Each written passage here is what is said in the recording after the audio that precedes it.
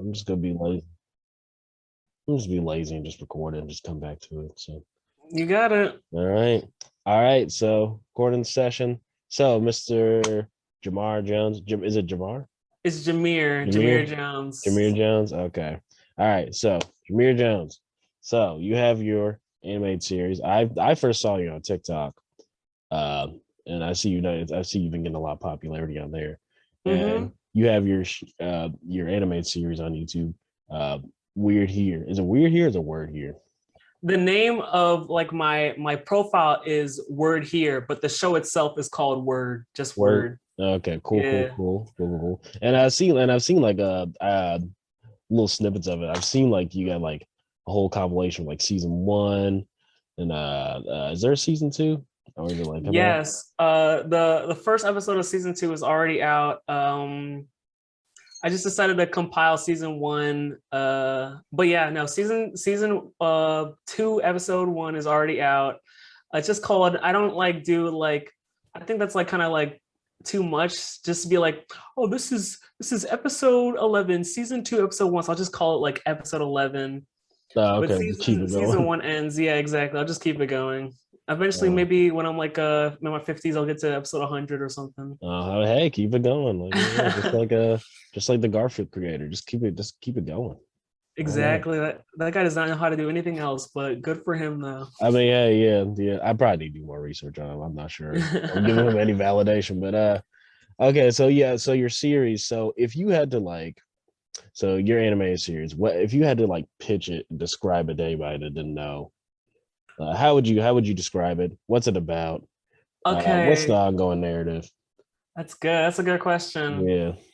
I would say um it takes place in a world like our own, and out of nowhere, this guy, he just shows up one day. He starts causing trouble, but then, the people in his life kind of want him to like be better and to like use his powers for good, essentially. Hmm. So you kind of like follow him and the people around him as he tries to protect this city that he really doesn't care that much about. Oh, okay. He could care less, but he's learning how to be more empathetic and like that. And also, there's of course, we have his opposing forces, the villains, as it's called.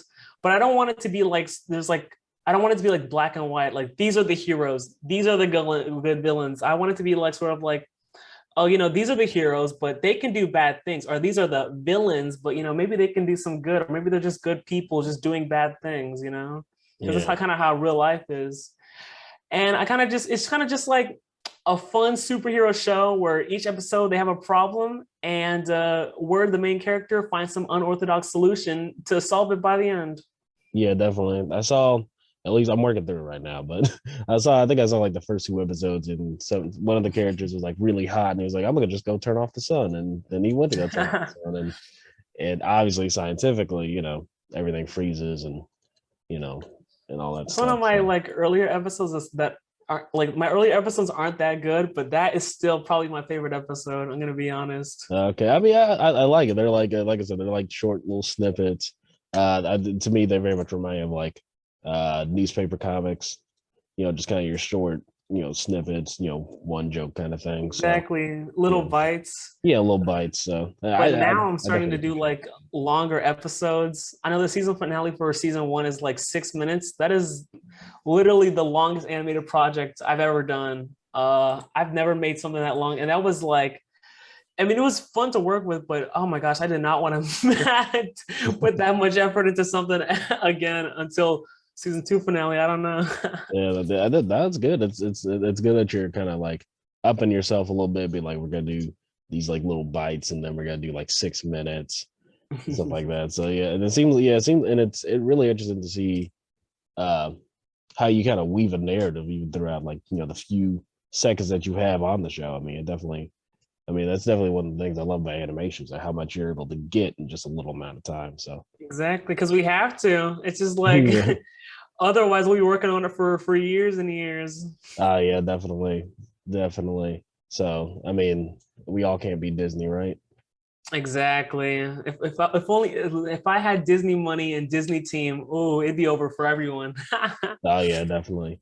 But but yeah, that's what I've always kind of liked about animation, just that sparse storytelling too. I also come from a background of like reading comic books too, so I'm just kind of like I'm very used to that. Like get everything you can in one kind of sitting, kind of storytelling. Mm-hmm.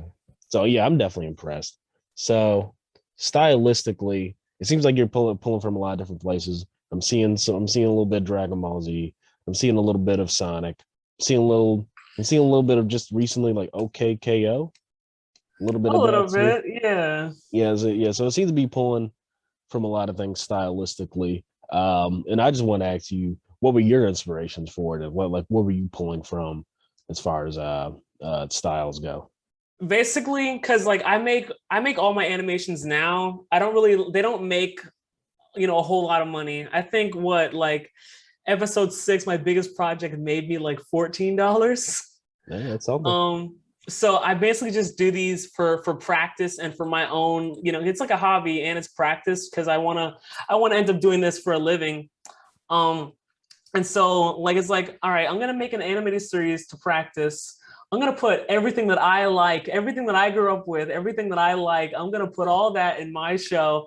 I don't care if it doesn't fit together. I don't care if it looks messy. I'll figure it out later. I'm just gonna put everything that I want to see in a cartoon. In a cartoon. So you have Sonic elements.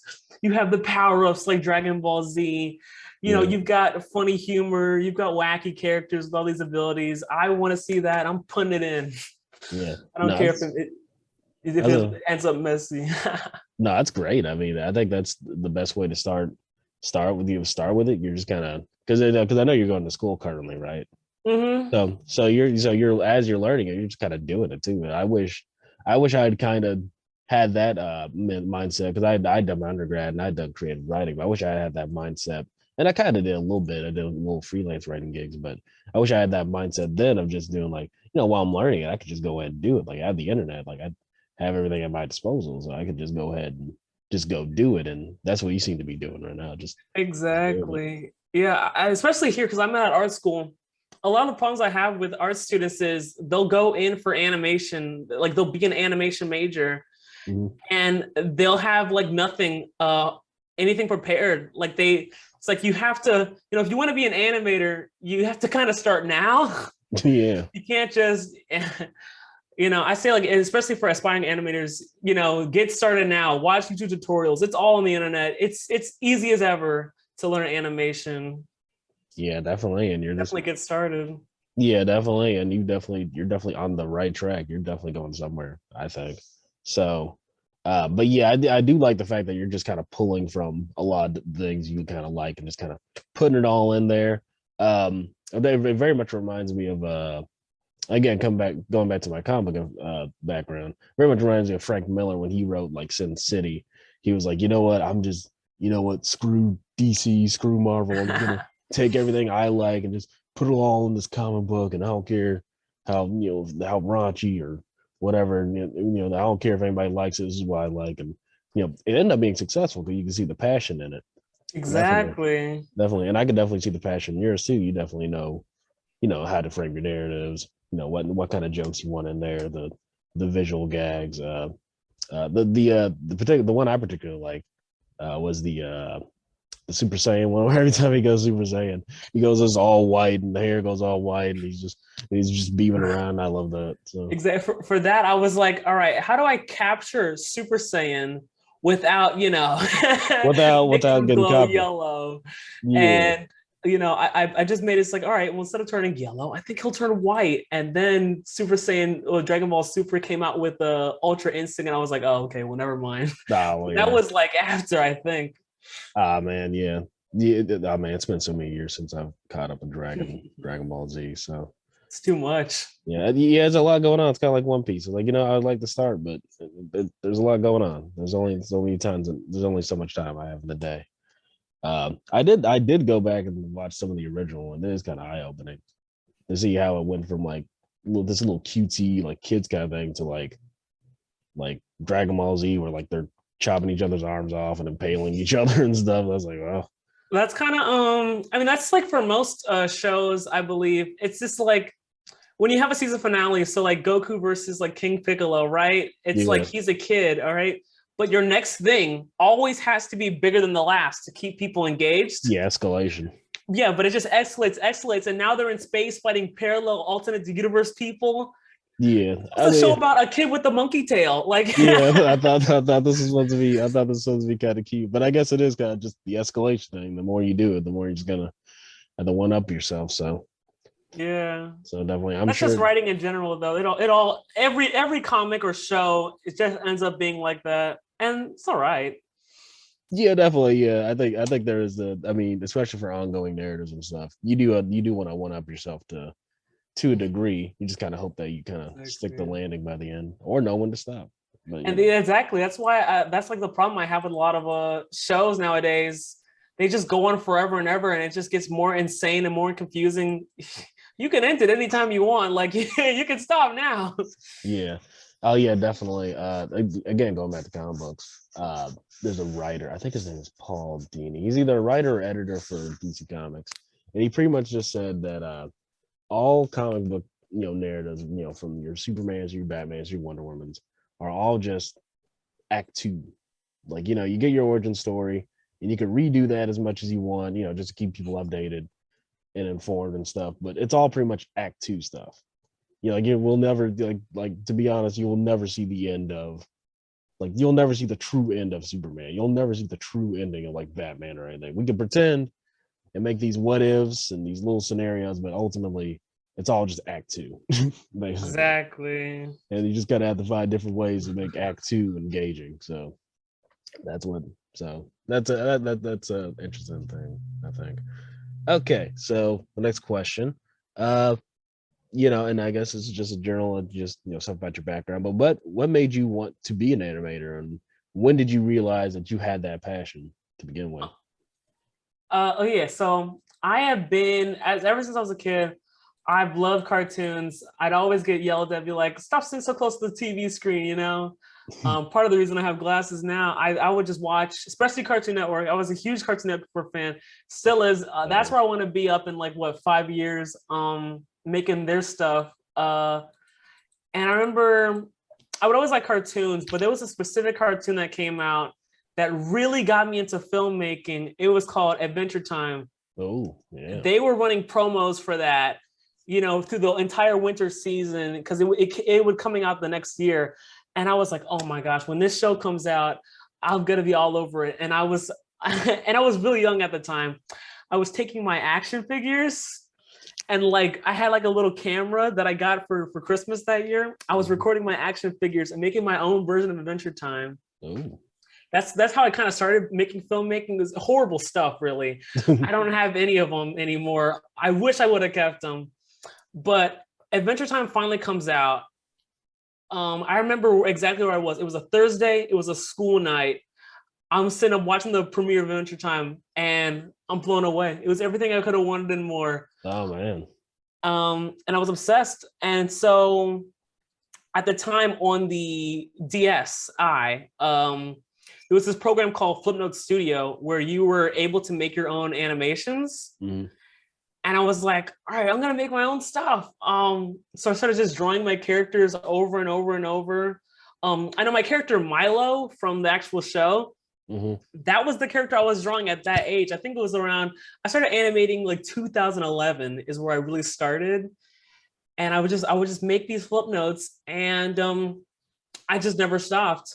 So eventually I'm in high school, still making cartoons and animations on my DSi. I had actually eventually had switched to my computer and started making stuff there. But, I never thought about like careers at all. I just never thought about it. And of course, the people at the school, they ask you, you guys got to start planning for what you want to be in the future. What do you want to be? And I was like, well, oh crap, like I don't have anything prepared. Oh my gosh, what am I gonna do?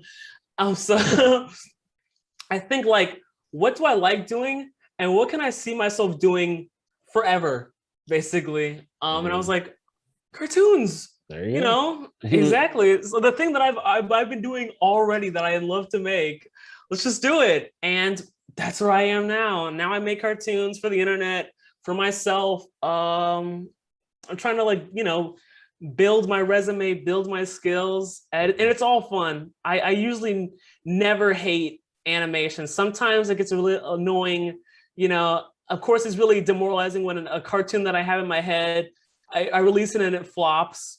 But otherwise, I love doing this. It's great. It's fun, and I hope to be able to do this forever. I know how dramatic that sounds, but I would, if I had to do this forever, I wouldn't complain a whole lot.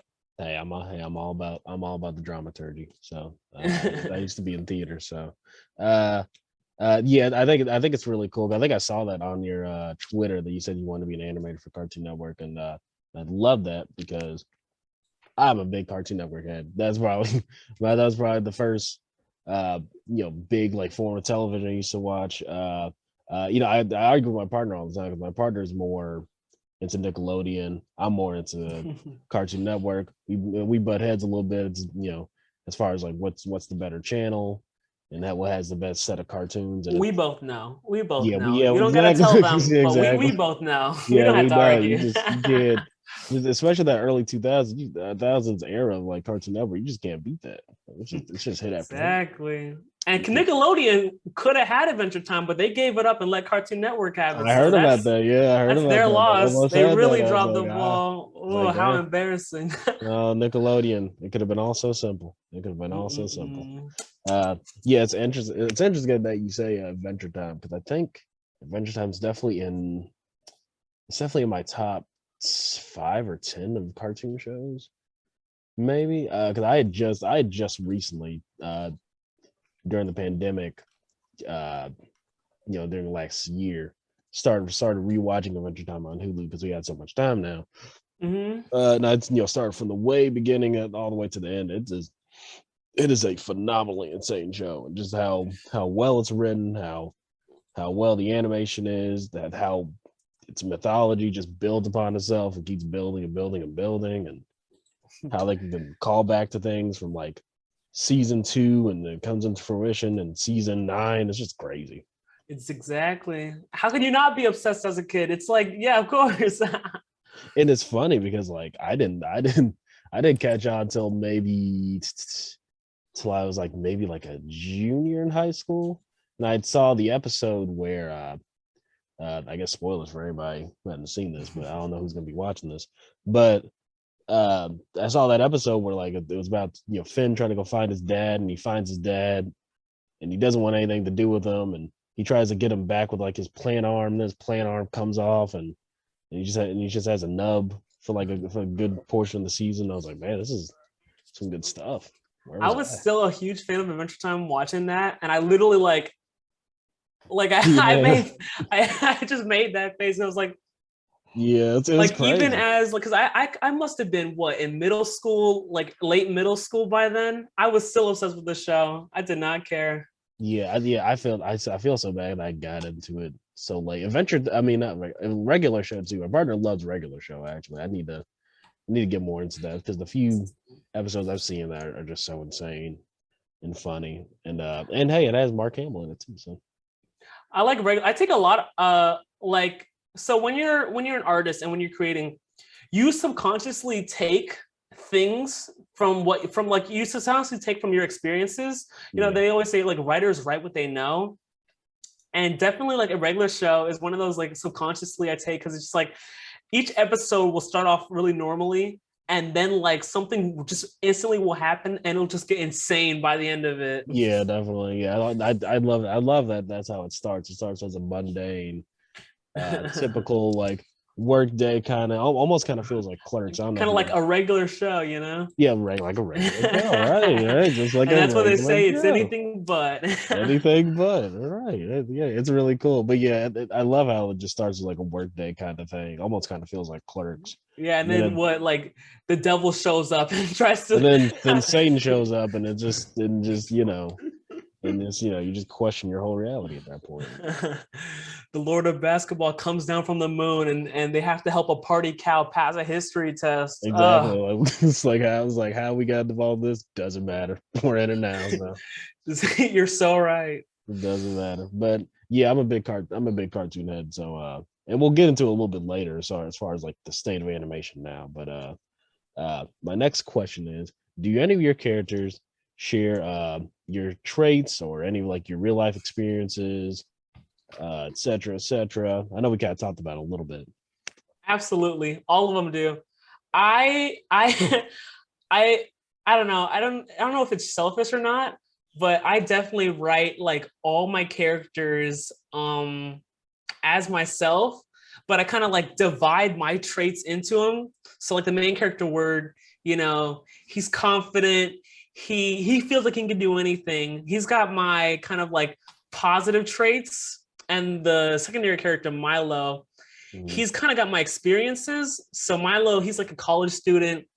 He's an artist. He's sort of more reserved, more unsure about himself, and then I have like other characters. I've got Fang.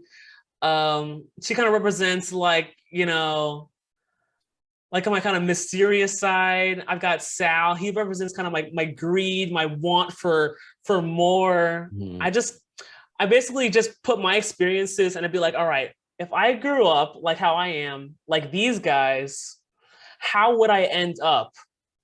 And then I just write from there. I'm kind of like simulating myself basically. Oh. But definitely, yes, I definitely give all my characters myself.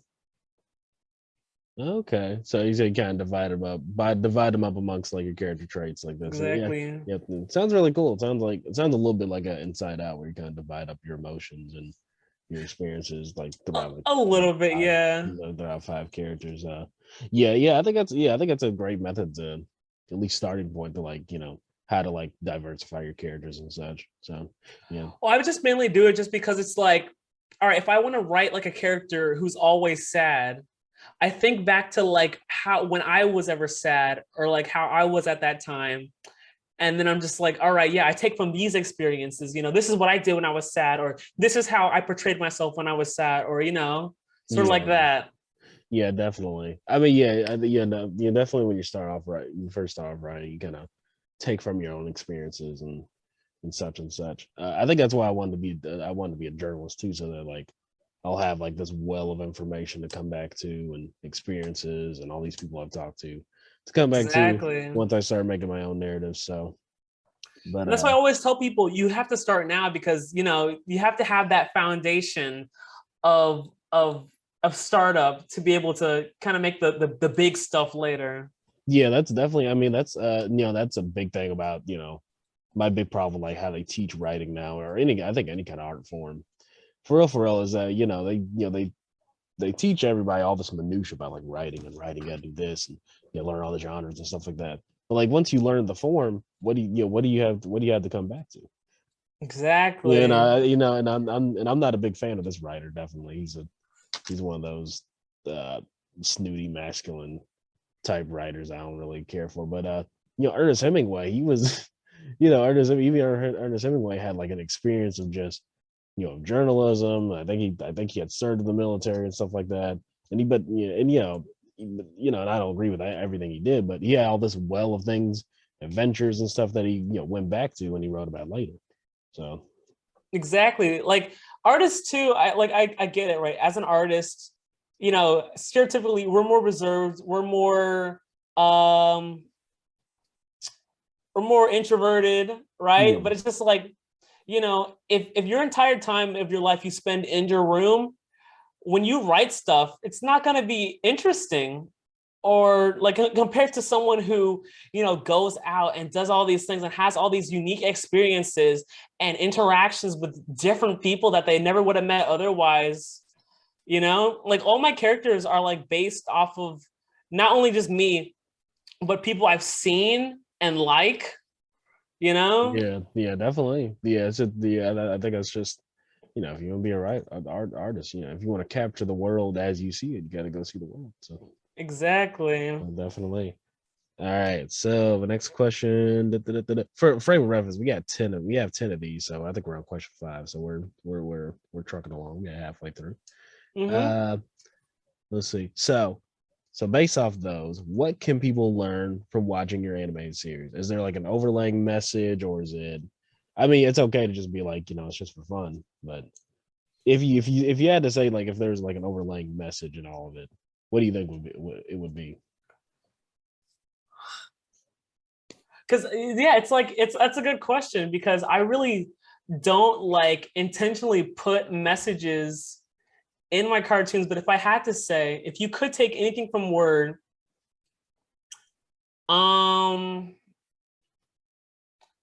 expect the unexpected. Think outside the box. Try something different. Be more open-minded. Kind of a theme that goes on with a lot of the episodes is, you'll have expectations about the real world. Let's say episode 9 is a good one, right? Mm-hmm. The main character, or the secondary character, what's happening is a giant storm, like a giant tornado, is about to destroy the town. And of course, it's up to Word to save the day. So, what does he do?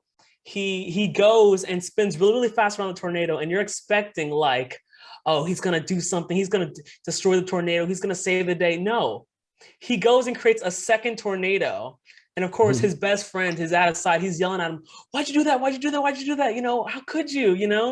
He's Milo. He's very closed-minded. He doesn't, but Word, he knows what he's doing. He pulls out the clipboard and he explains the math, which doesn't make any sense, but it's a cartoon. So, you're allowed to make stuff up. Cartoon logic. Exactly. And he's like, well, according to PEMDAS, having 2 tornadoes will cancel each other out. I was gonna say, like, I could see the logic in it. Like, if you had 2 tornadoes, maybe one will kind of cancel out the other. And it works. And then Milo's just sitting there like, Yeah. Basically it's just like, don't always expect stuff to happen, and think outside the box and try an unorthodox solution, because it just might work. Yeah, definitely. Yeah, definitely. Yeah, I just kind of saw the logic of that. Like, yeah, if you had 2 of them, it might cancel out. I don't know. Maybe. I'm not a meteorologist, so I can't say. But yeah, we're working off cartoon logic here, so hypothetically, yeah, I think it can.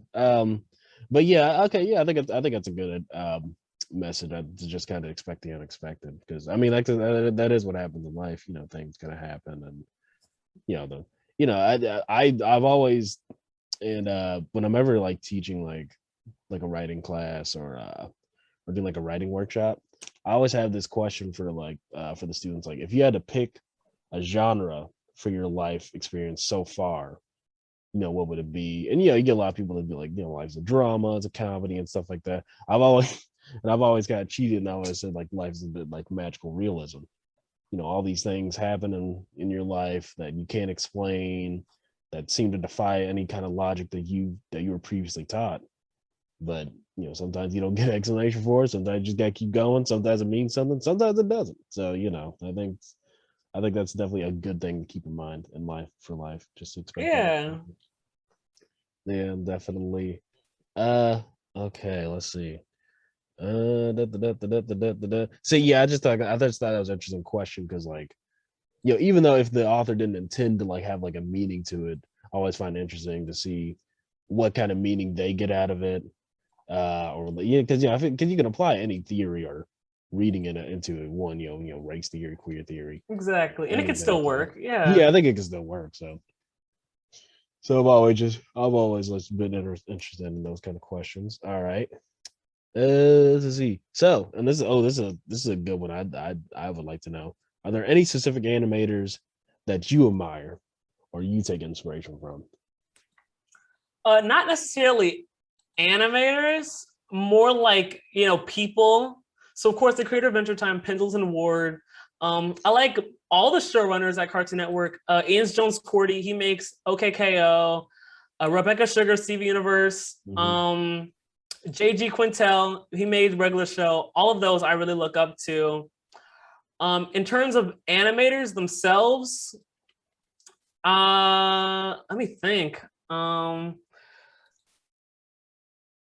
Like a bunch of old Newgrounds animators, because that was like the culture at the time. So that's kind of like what I grew up on in terms of internet animation. Yeah. So like Ed's World, Oni and G, people like that. And then people now, Worthy Kids is a really great animator that I like. He makes great stuff. Just people like that. I really take after a lot of online internet creators, because that's what I am. Yeah, that's what you're doing. Exactly. So I look more like them. Like for me personally, I would rather watch something that someone, like one person